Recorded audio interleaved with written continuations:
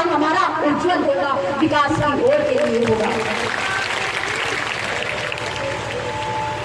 सभी के तीन कर्तव्य गुरुवर ने बताए कि इस धरा पर जो भी व्यक्ति आया है, हर कोई विचार करता है मेरा जन्म किस लिए हुआ, मैं कौन हूँ। ऐसे तो पशु पक्षी भी हैं, जन्म लेते हैं, अपना भरण पोषण करते हैं और एक दिन मृत्यु को प्राप्त हो जाते हैं।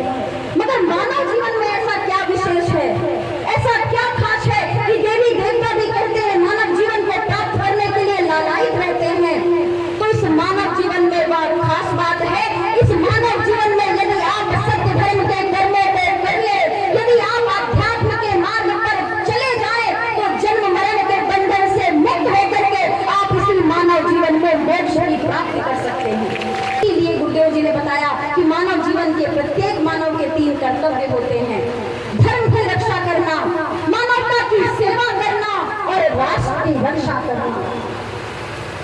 धर्म की रक्षा की जब बात आती है तो दिमाग में जैसा कि आजकल का माहौल है, दंगे घूमने लग जाते हैं, एक दूसरे को दबाना घूमने लग जाता है। धर्म की रक्षा की जब बात